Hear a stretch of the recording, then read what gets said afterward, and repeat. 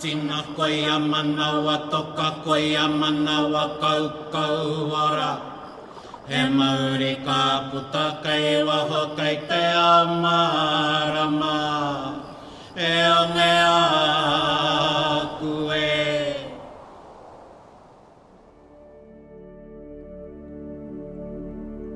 Our wānanga here this weekend is really about us. But the kaupapa that we've been carrying is oriori and tohi. But that's all wrapped up in ngā tikanga tuku iho a kui mā koroma. Oe no he wāhanga tēnei no te tūmanako nui o te manawa pauhihiri, ngā tikanga whakawhānau tamariki, ngā tikanga whakatupu tamariki, tikanga whakatupu i te hapu o tira i te iwi. Nō reira, koe nei mātou e wānanga nei i tēnei mutinga wikine, i tēnei wikine. Engari i tēnei wikine kei konei, kei rāwhitiroa. The two big kaupapa i tēnei wikine, as I've said, is oriori. Ko te oriori o Raukawa, e onge aku, that we launched a few months ago now. So we're unpacking the oriori i konei, and we're unpacking ngā kurahuna. So these are the things, I guess, the esoteric knowledge within the oriori that you need to be walked through and you need to talk through. Wrapped up in te oriori are the teachings in regards to the tohi. And we have, like other iwi, a strong tohi tradition.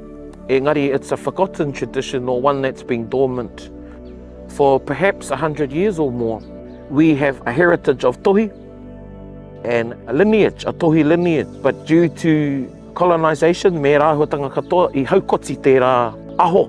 Ana i te oriori nei, we're talking about te akamatua. E ki nei tētai kōrero i toi te oriori, purutia te akamatua, so take hold of the parent vine. So we're reclaiming that vine, and i roto i te akamatua are the traditions, the narratives, the kōrero tuku iho, the whakapapa that come down from our atua and our tūpuna to us. And really our responsibility is to make that akamatua accessible to our tamariki and mokopuna. And that's where I see myself in all the dots. So I'm just the person that's privileged to be able to share what I've learned and what I've been told and what I've heard and what I've seen in my very short life and pass that on. The oriori along with the tohi really is mana motuhake and tino rangatiratanga, is self-belief and self-determination is what's wrapped up in the oriori and the tohi.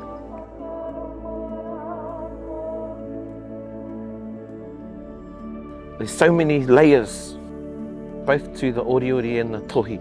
What we're doing i tēnei wānanga is unlocking and reawakening. So kei roto ke e nei taonga, kei roto ke i a tātou katoa engari kua roe moe ana. Ko tā tātou he whakaoho i au a taonga ra, hei ora ngā no mō tātou. The parents and the hapu are committing to intergenerational transmission of mātauranga Raukawa, mātauranga Māori, mātauranga o tātou o Tainui, me rā āhuatanga katoa. And within that mātauranga, ko tō tātou reo, ko nā tikanga. But part of that karakia and the parents bringing their children to the tohi, kia tāuwhitia rātou ki te waitapu, they're committing to imbuing and embedding within that child those teachings of our mātua tūpuna.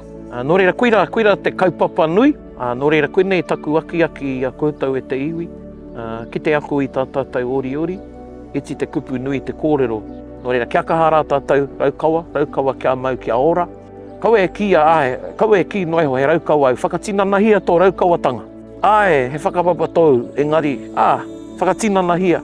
Kaua e waiho kia maumau te pango o tātou mātua tūpuna.